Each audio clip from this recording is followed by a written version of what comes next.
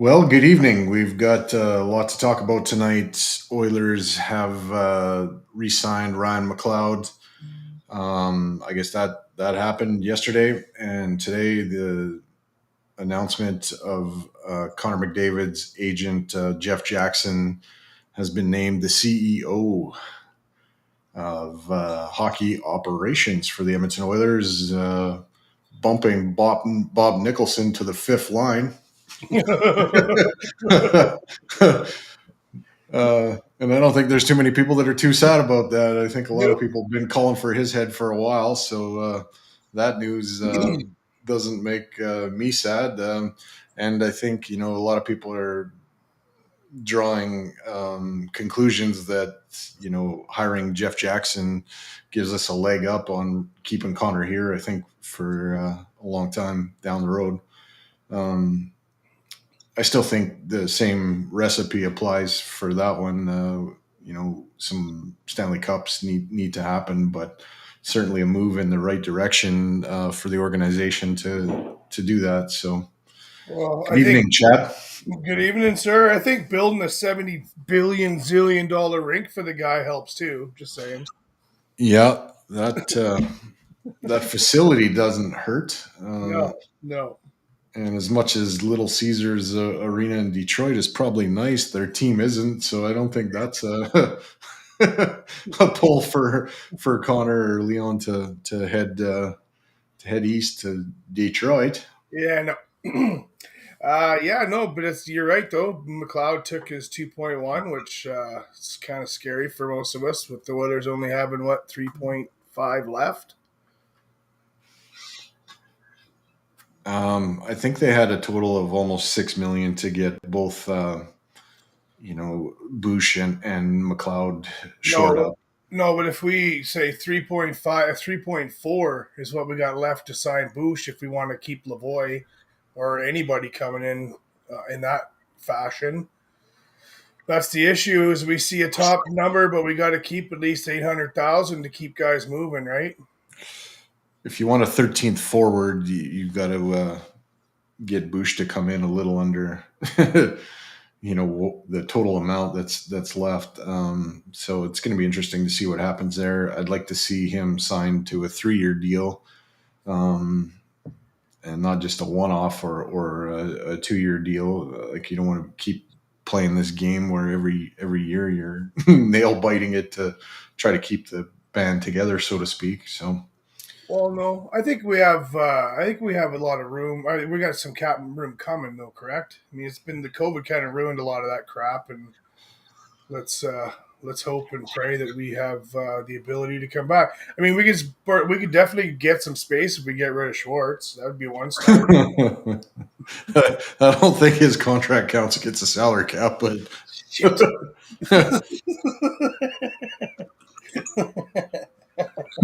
If it does, then yeah. They could hire you to come and coach some goalie. I wouldn't really. I mean, I wouldn't do much there. I'd be like, yo, just go play. Do you guys do you and kick some ass? That's really what they need to hear. I mean, we can go over tape and whatnot, but You want the Ryan Smith deal where you get a skybox so you can just live at the rink for free, and they could give you a salary of $1.385, and you'd be happy. Yeah, I'm pretty much that would be just fine with me. $1.385. Yep, $1.385 would be just fine. So we're waiting on the other goalie to arrive. He's grabbing his equipment as we speak. No, he's looking for his cell phone charger, and he'll be in here at some time. We're just going to do like a little bit of a short shift, as Rashog and Strudwig like to call it on Got Your Back. Just a quick little how do you do kind of episode tonight. But, we wanted to talk about these signings. I got a little joke I got to play here because there was something announced in Pittsburgh today. So I got a little spoof video I got to show here. So here we are. Penguins president Kyle Dubas names Dubas as the GM.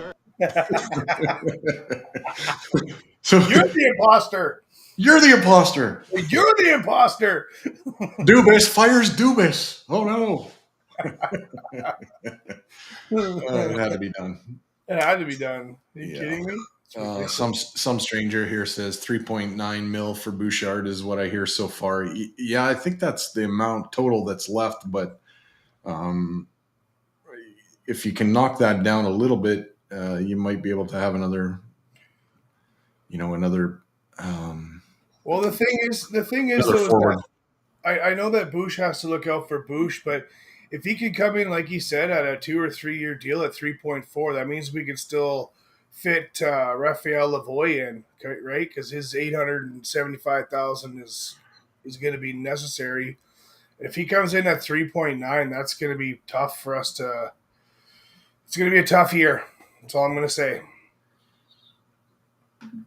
Yeah, we got Bobby here. And he's looking like Schremp did on Sunday there. He's a little blurry time. Is Robbie back for another episode? What's up, boys? Oh, Mr. Bobby. A lot, yeah. So we just You're so glitchy. You know the problem is you're not using your tripod properly. I don't act tripod at all, so I got you propped up against the table. Well, that explains it then. There we go. It's a great present from the CEO of 97 Octane and doesn't even use it. I will. Yeah. I came racing home from Ball, or racing here from Ball. So. Now I need to buy him a backpack for his All right, tripod. how about you guys? What I missed? 8 minutes in. So we recapped the McLeod signing and talked about what's left for Bouchard. Also, Jeff Jackson, McDavid's agent, taking the job as the Oilers' CEO of hockey operations. And lots of sad people in oil country finding out that Bob Nicholson is now relegated to the sixth line. They moved him into a special office in the basement of Rexall Place, not even Rogers now. So, and I feel as Ozzy has his.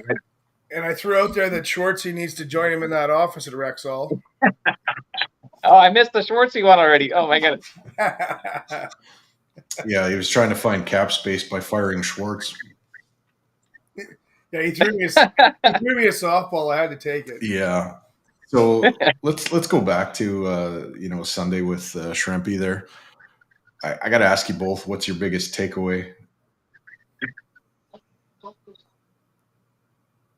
Go ahead. Well, for me, he just everything he said triggered something in me that I apologized to you after the show. I feel like I was taken over there for a bit because everything he was commenting on, I had a response or a question for. Like he hit me on all cylinders. I could have talked to that guy for 3 hours probably. Like I mentioned this on Twitter. I think when I posted, I said I just added having a beer in person with Robbie Schremp and talking hockey to my bucket list. No kidding. What do you got, Chad? Yeah, no, I took my takeaway was I love what he's doing for hockey right now with the youngsters over there in Europe. The fact that he's taken on that the Chinese situation there and helping them out to get to the Olympics. I just think that I love his mind. I've always loved his mind. and I'm really happy for him. I think, I think he did not disappoint. That's for sure. I was surprised neither one of you said that the best thing that you took away from it was that he called Dustin Schwartz Justin Schwartz. We call that the icing on the cake. That was beautiful, wasn't it? Yeah. For me, when he started talking about Draisaitl's stick and just like the in-depth like analysis of sticks, that to me was like, I've listened to it a couple times. It's just sublime the way he breaks that down. The other stuff was wild too, and it was so cool to get inside his head and you can start to read of what he thinks and the way that he wants to attack a goalie and a defenseman and all that, but just the detailed breakdown of the differences in just blade composition is something I haven't really heard before from anybody. Well, which was really cool. I remember back in the day, Gretzky playing the old Titans. It was a flat blade, and that's why he needed the control, not the power. He wanted control. Yeah, it's almost like Leon and Datsuk's stole Ryan Smith's stick, but not a wood, a composite version of Smitty's stick, kind of. You know what I mean? Flat. And I'm like I said on that episode was that one of the reasons I followed Robbie Schremp on Twitter was when he started doing breakdowns of certain plays he was seeing just from watching hockey, and his analytical brain, the things he picked up on, just blew me away. Like this has to be used by somebody to help a team or help a program. I'm with you, Chad. When I heard he's doing stuff for that Chinese team there, that's fantastic. I mean, he's gonna help develop those guys like 10 times to the pace of what they've already been doing. If they take 10% of what he says, information process it, they're a step ahead of a lot of people. So they're very lucky to have him. I think he's going to do wonders there. Yeah, for sure. I guess, and I stand by this. I stand by this. He's going to be hired by an NHL team. He totally will. We'll see him back in the NHL. Well, I hope so. I hope you're right. I think he would bring definitely a lot of greatness to some coaching staff somewhere. I think you'd be foolish not to. Bieksa does a good job, like, honestly, of breaking plays down too. But I if Schremp was a part of that, like the way he does kind of like the Howie Meeker stuff is another step beyond what Bieksa does. Like, I'm not knocking Kevin Bieksa. I think he does a really good job of it, but Rob's on another level with that. I was hoping Bieksa's career with Sportsnet was a coaching interview is what I was hoping that was. Bieksa is somebody that I wouldn't mind seeing in between the benches there, like what DeBrusque does, but I wouldn't mind Bieksa doing that because he's a little bit more edgy. Like, he's not afraid to be a little bit controversial. I wouldn't maybe mind seeing Kevin Bieksa, kind of in a spot like Dave Manson. Yeah. Yeah, there's potential there. And I'm a Bieksa. This is unpopular opinion here by the three of us, but I actually like Bieksa as a player too. Like, I like the way he played. I didn't like him when he played against us, obviously, but the type of player he was, I liked, and he's got the perfect personality to do this media stuff he's doing. Well, and he's good with the youngsters too, right? Like, I think he would do just fine with our young core, and I think he would fit in just fine. And I mean, in any hockey team, he would do just fine. So I'm hoping he uses that. What do you think about this, Chad? Why don't we hire him to be our goalie coach? He couldn't be any worse. Like, let's face it. He might not know jack shit about goaltending, but he would not do any worse. Hashtag Bieksa for goalie coach. Hashtag fuck you, Dustin Schwartz. BX is taking over. We'll start an online petition for him. Right, absolutely. Well, we lost Dirsa, so I guess that's a sign that it's just goalie. Did we? He's a dead weight anyways, wasn't he? Unreal. Yeah. Anyway, so what do you think? How do you think Soupy's going to do this year, brother? Well, yeah, we've mentioned this almost on every episode so far, but both of us are expecting him to be a bounce back season for him. I hope I hope Jack's watching because he needs the confidence boost to realize that there's a bunch of guys out there that think he's going to be amazing this year. I think this playoff run is all the confidence boost he needs. Like, even if the coaches didn't necessarily believe in him in the playoffs because they didn't even give him a start, really, I think he believes in himself because he came in and was lights out. So I think he's motivated to prove everyone else wrong and to show what he can do. And he's got the momentum of the little playoff stretch he had there too. 100%. Love it. That was Welcome wild. back, Dirk. Yeah, that was wild. I got punted from my own stream. I think our ratings went up though, Dirsa. Yeah, I saw 17 more viewers as soon as you were gone, bro. Yeah, there's more people in the chats. Yes, we did lose the host. He got punted from his own stream. It's a shipwreck, and we're all going down. Oh man. Mikey accidentally gave me admin status on the stream, so I just keep booting him out whenever we want to talk goalie stuff. Yeah. Now it looks like Bob's running the show. We are trying to get the female demographic, so we should probably do that way. Yeah. Yeah. Bob was suggesting that we do an episode shirtless, and I was suggesting that we don't. I got to ask you both too. We don't need any of that. I mean, that'd be good if Lars was on the show too. That would be a comedy show, is what that would be.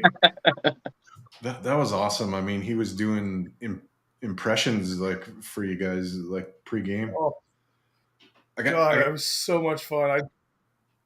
I got to ask you both. I was going to ask when we had Rob on, but I didn't want to kind of ruin the flow. But, you know, if a guy attempts a Michigan on YouTube, what's the move? Like, what's the play? Ooh. I actually had this happen to me in Slovakia when I played there. So this is when it was still relatively new. There's a guy on the right-handed shot.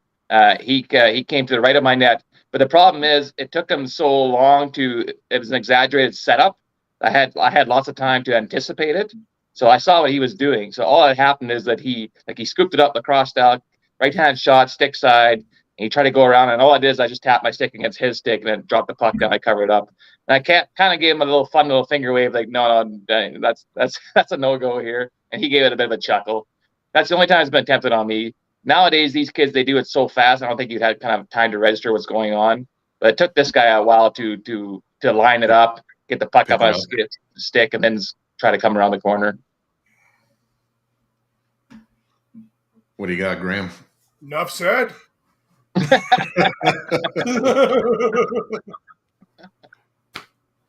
was hoping you were going to say.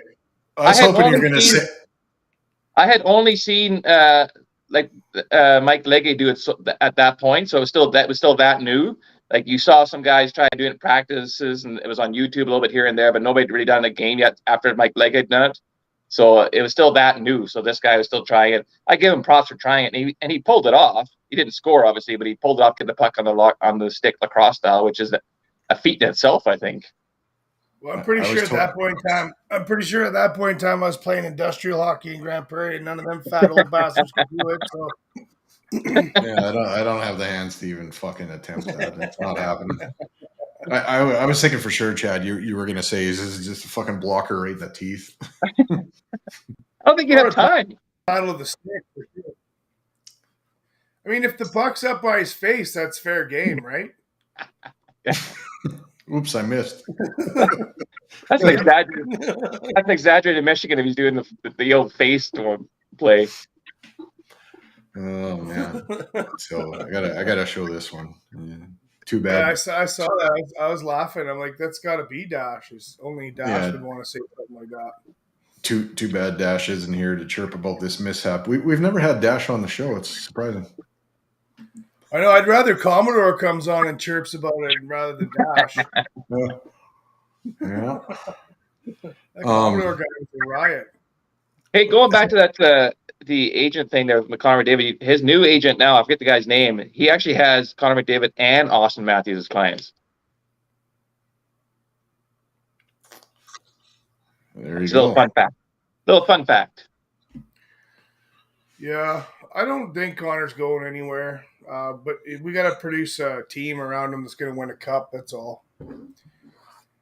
And let's hope Bush signs for 3.4.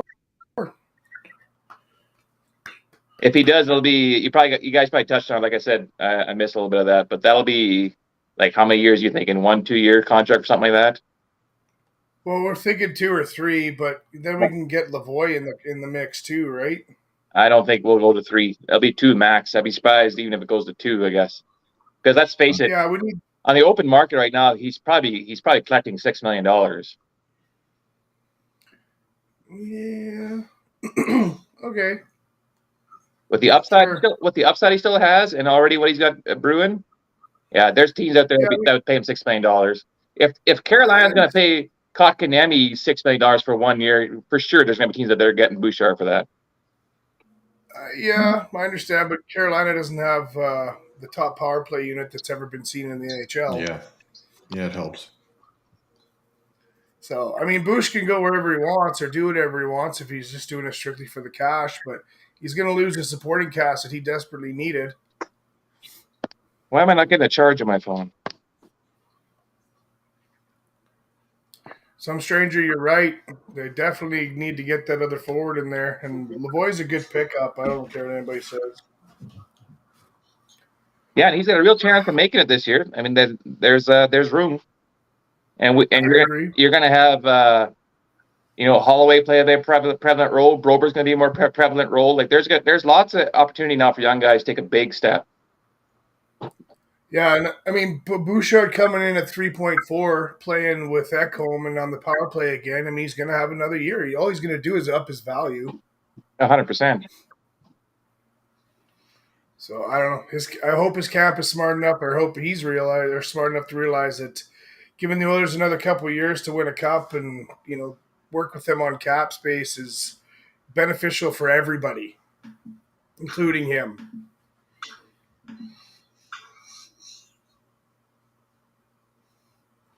Dirsa? Yeah. The other thing I wanted to kind of talk about, just to do some show filler, because there really isn't tons out there, but do you guys have like a favorite Oiler moment that was a fight? I guess we'll start there.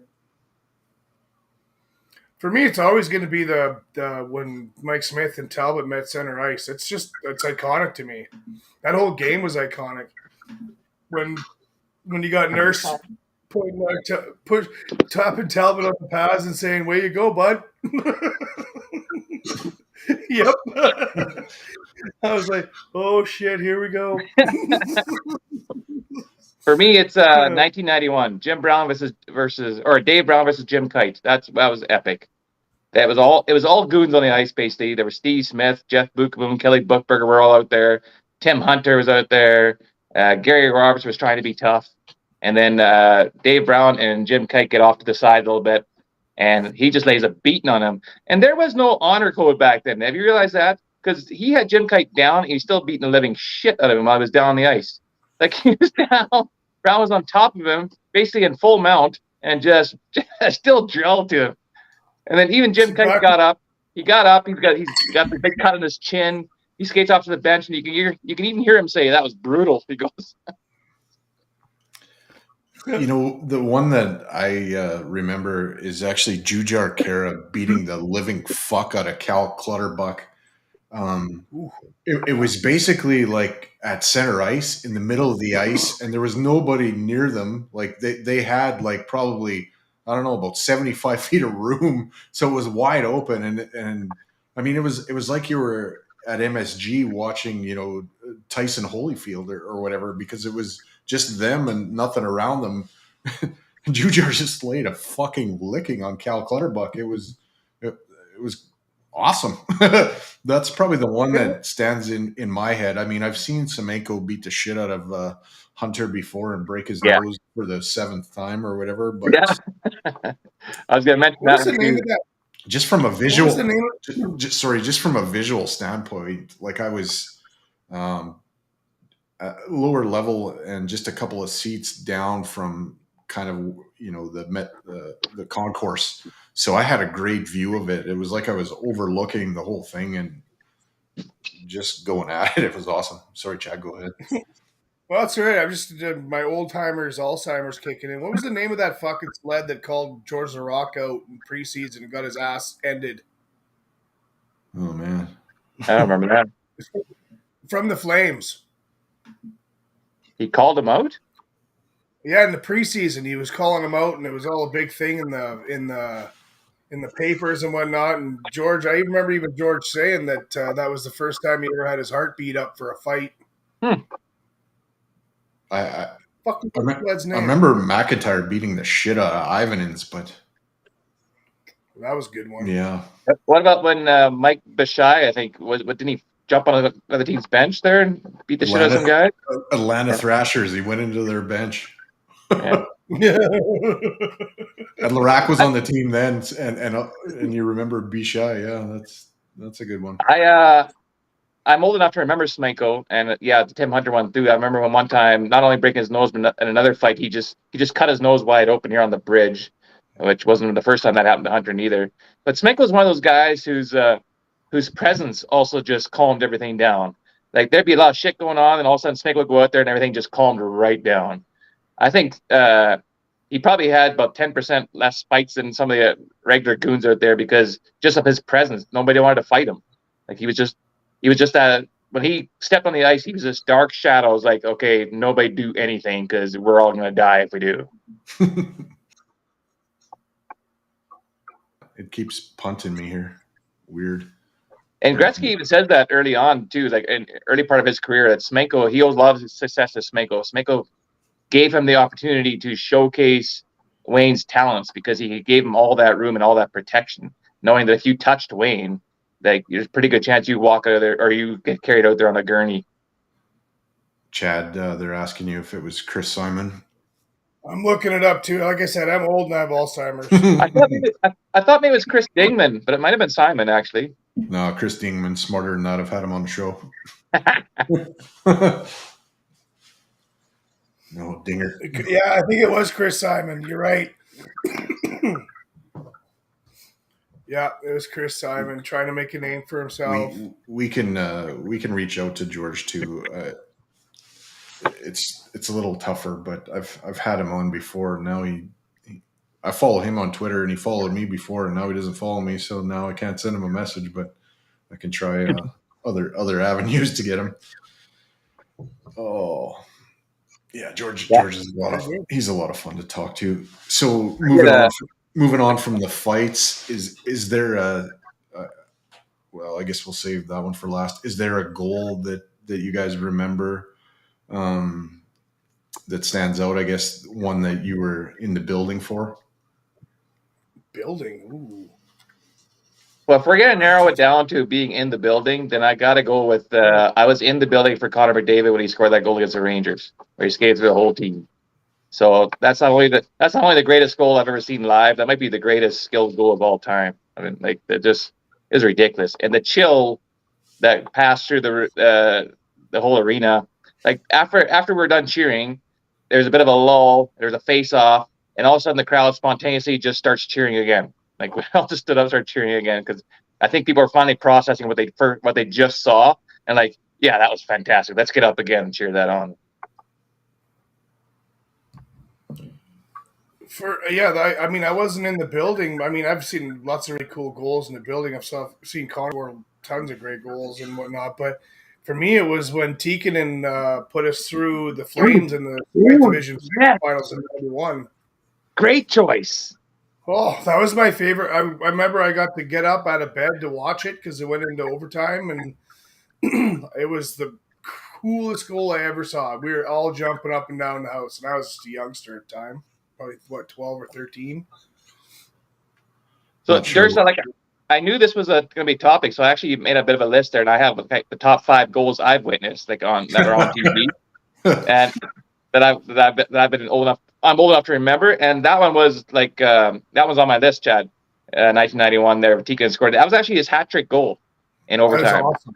That was amazing. And I was so nervous because I think I was 16 at the time, and I was so nervous watching the game, pacing back and forth in overtime. I was doing push-ups in between whistles just to get the juices going out. And then when Tikkanen scored, I just jumped up and down. It was ridiculous. That was a great choice, Pat. I love that choice. So my answer will lead to kind of the next question, and I don't know why, Bob, but in the lobby you're not frozen, but on screen you are. But your sound is fine, so I guess it probably doesn't matter. And they always say audio is the most important thing.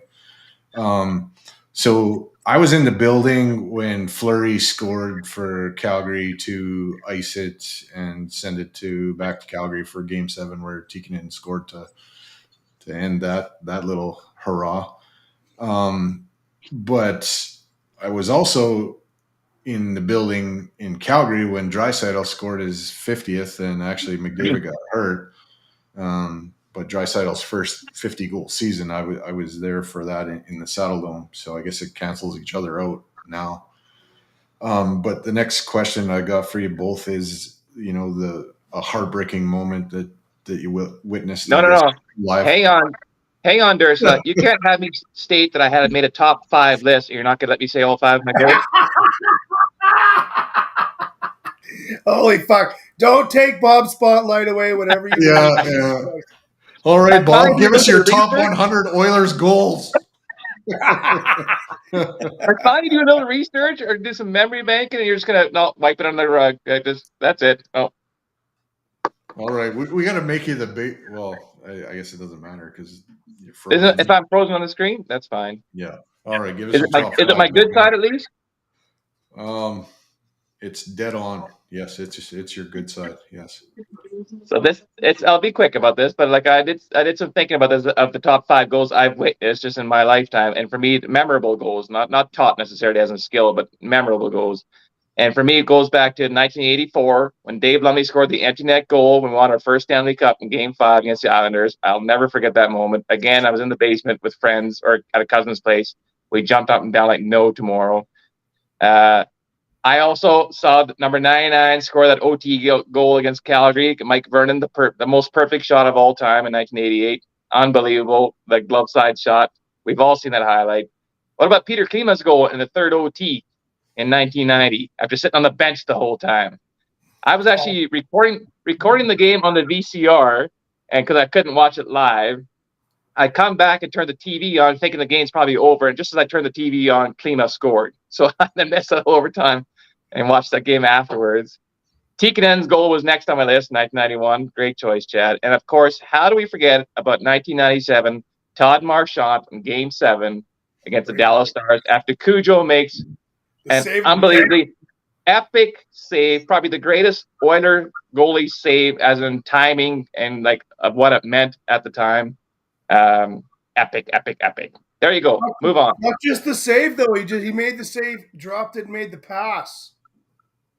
No, not on that one. No, he covered it up. Like he stopped Newendijk in the slot. Yeah. Whole empty net. His glove crossed crease and stopped it. He even looked to make sure he had it. And then on the following face-off, then that's when Marchand the dive. Yeah, right. I remember. Yes. Unbelievable save. Okay, so unbelievable. Heartbreaking moments that you were in the building for. In the building for? Man, that's a tough one. Yeah.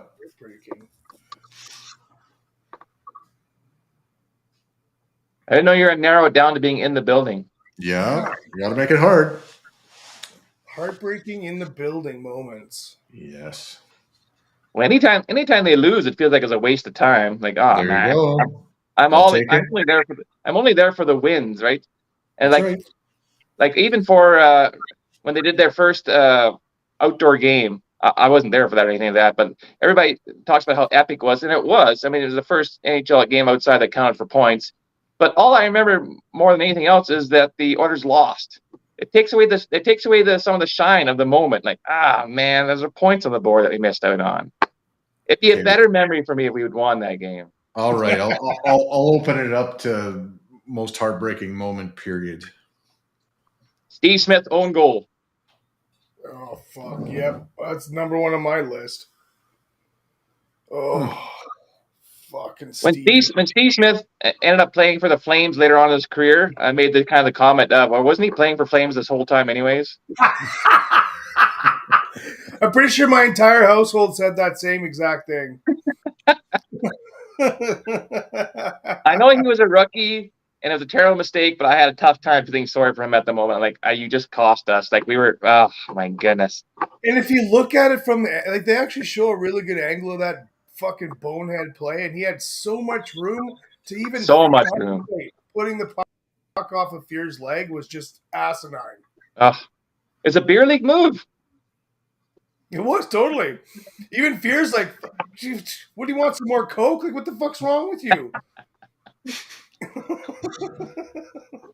I'm surprised neither one of you said Marc-Andre Bergeron or whatever the fuck his name was. It doesn't even matter anymore. Running into Andrew Ladd and knocking out Roley for Game 1 Stanley Cup Finals.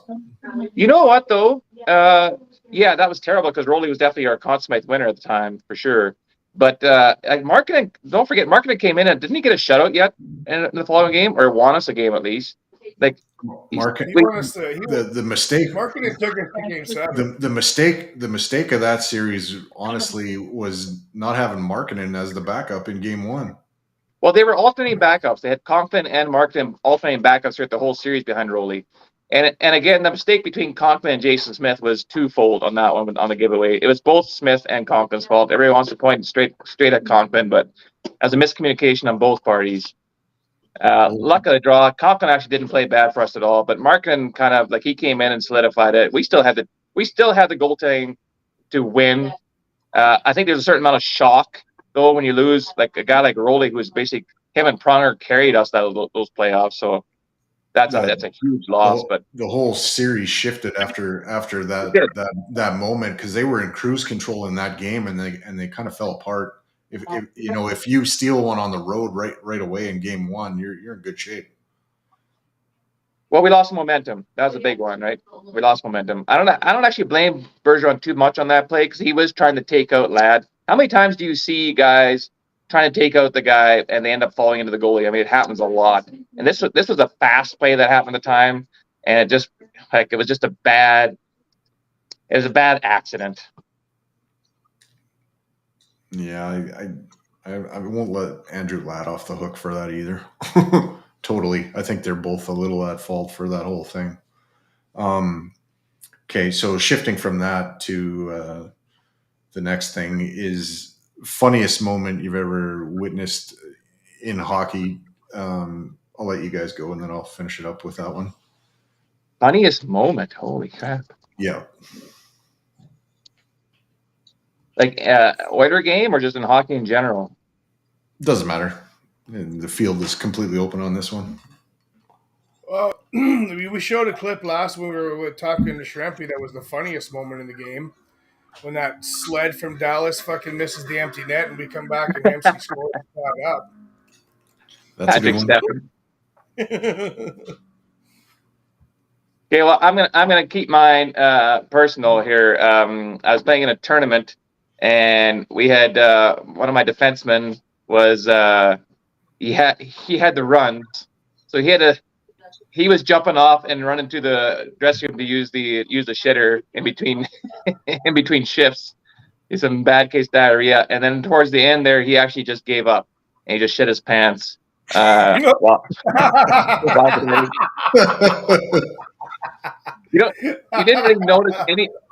didn't really notice anything until we got back in the dressing room and he took his gear off, and they're just shit caked from his ass down to his knees, just caked to his thighs and everything. And like, oh man, you know what, Doc? You're going to the showers last. That's for sure.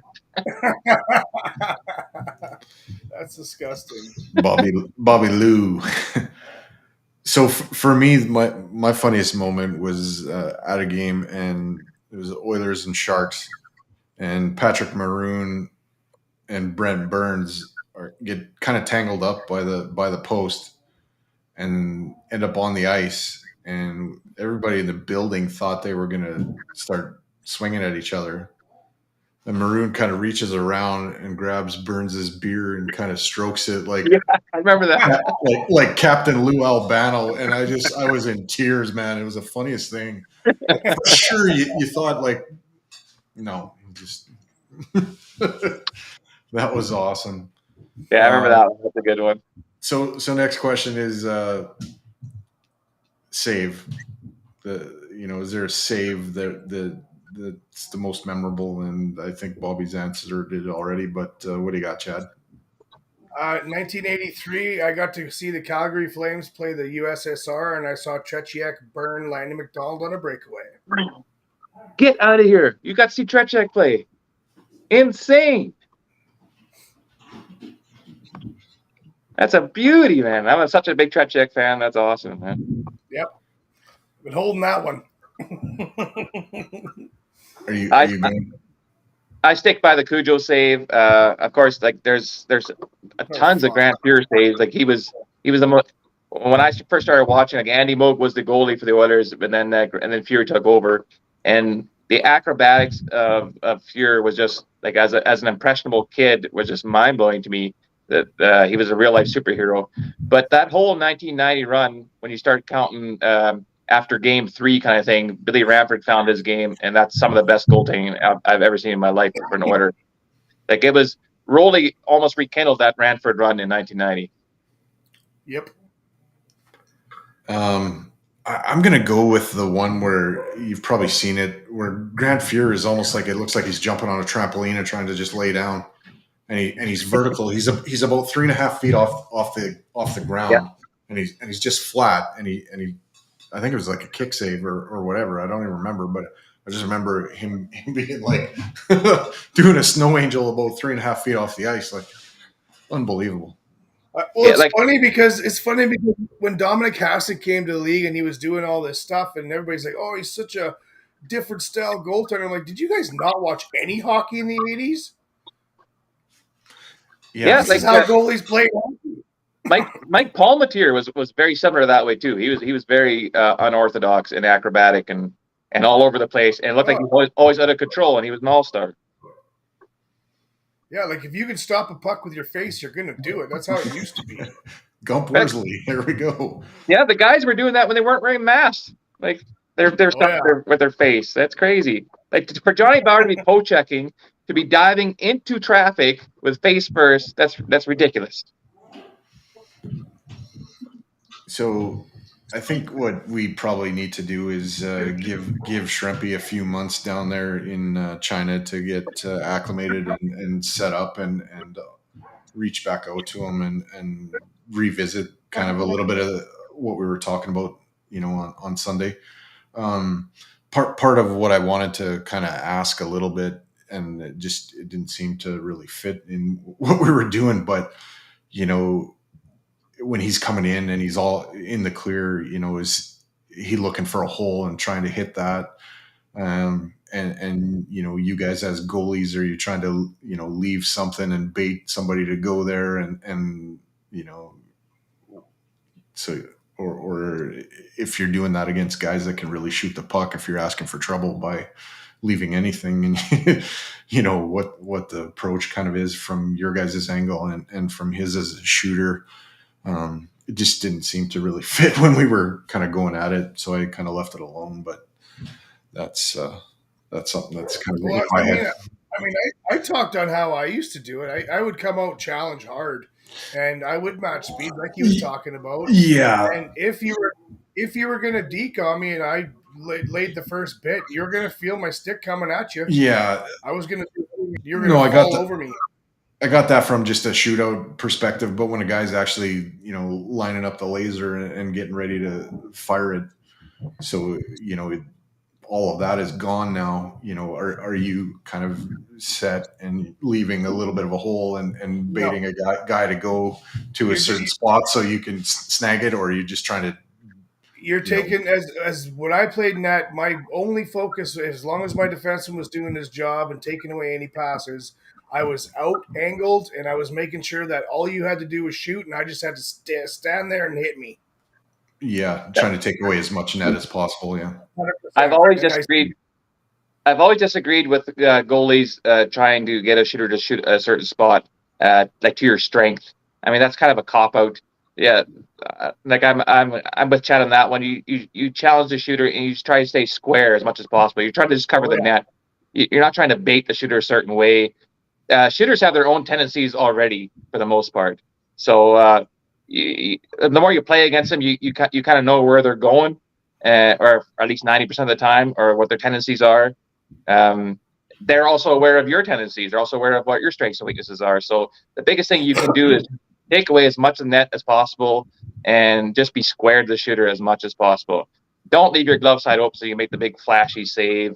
Like when I coach goalies now too, it's all about just angles, being square, taking away space, and don't look for that chance to be fancy. Well, yeah, if you get you get burnt there, then you look like a fool because you look like a complete fool.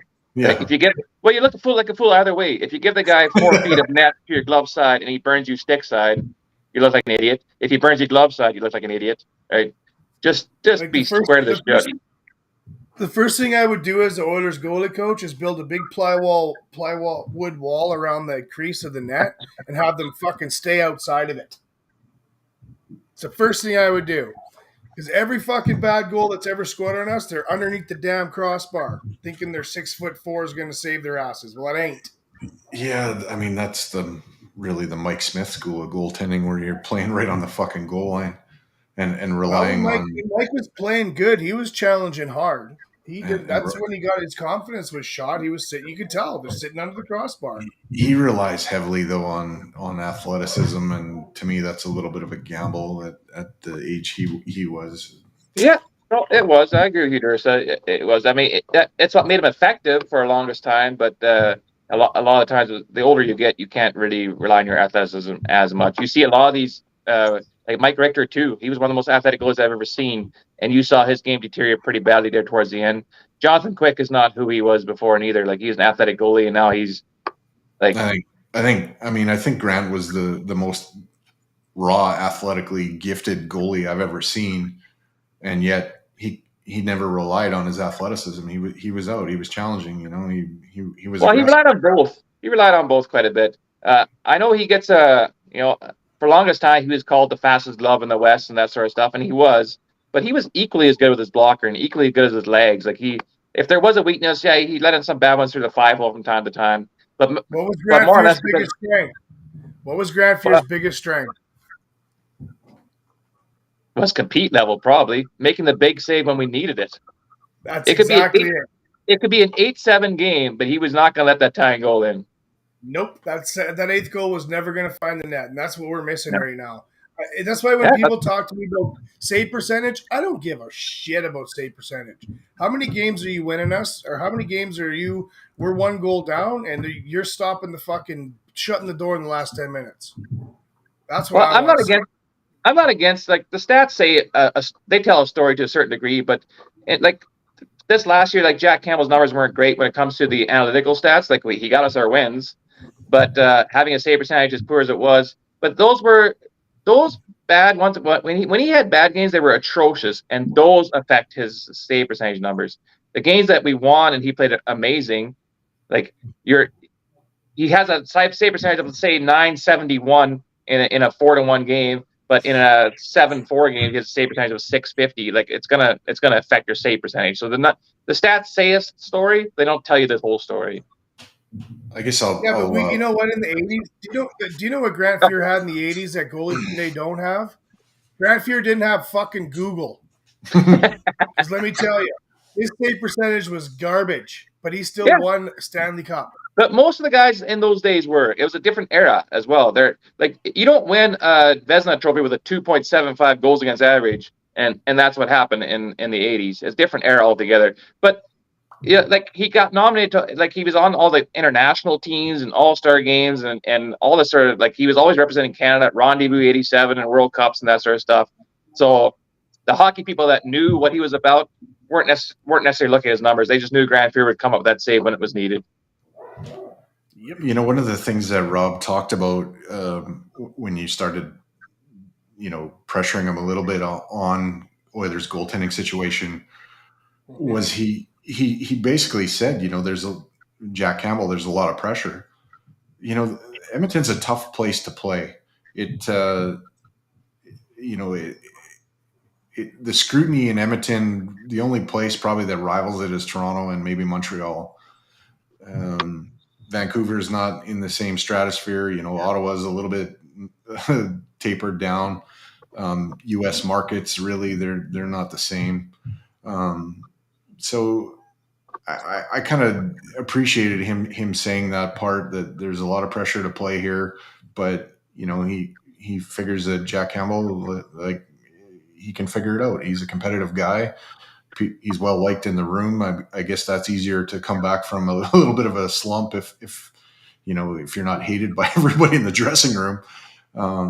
So I'm looking forward to seeing what he's got to offer this year, and if Skinner can avoid a sophomore slump, and they work well as a tandem, and we build on what we were last year and the year before that. Like, I want this team to really win a Stanley Cup this season.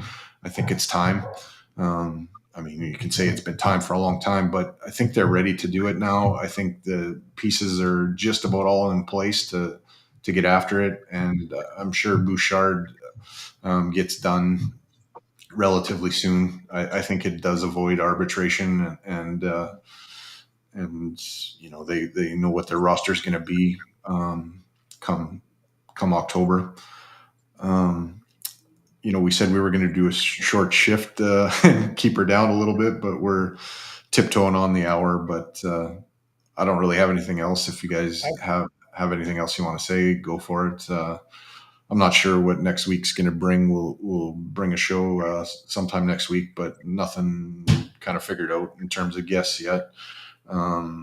There's a little bit of stuff kind of that we're working on in the future with a couple of former NHL goalies, but we'll see who wants to come on first. Sometimes they're on vacation and it's a little bit sluggish to kind of get it sealed away, but this is episode 12 now. It's been a fun little ride, and we're slowly getting towards the season where things will ramp up and have some fun.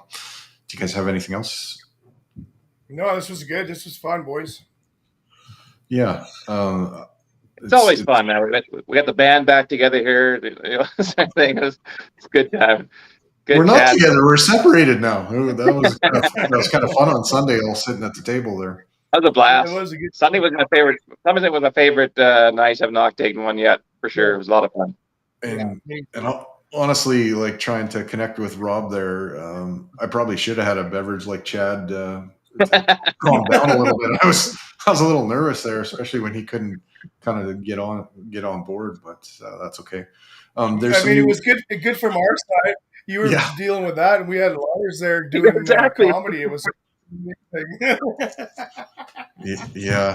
no, our master of ceremonies, our bartender, and master impressionist. That was kind of fun. Oh, man. Awesome. I didn't know he could do impressions like that. Really, like, I've seen his act and stuff, but Jeff Foxworthy and Ron White. Ron White and Joe Rogan.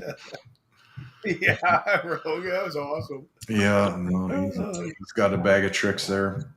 So there's some new articles up. Eric Friesen just put one up on the Jeff Jackson announcement today. I think Lotsberg, or maybe it was Kirk Morris, did one on the McLeod signing, and I think Lotsy's been doing a lot of writing too. I'm going to write an article on kind of our Schremp interview there, kind of on the pressure, anxiety, and depression that Rob kind of revealed on a different show a little bit, and kind of, I think that part of him kind of with that confession is necessary and needs to be celebrated and talked about a little bit. So I'll write a brief article on that when I get a little bit more free time. Thanks everybody for watching us. We're having fun doing this. We're gonna, keep doing at least a show a week for the rest of the summer, and then we'll see what happens from there during the season. But it's been a blast so far, and we enjoy doing this for you. And I better check out this last comment here on the on the chats. I think that's the boss trying to. Oh man! Breaking news.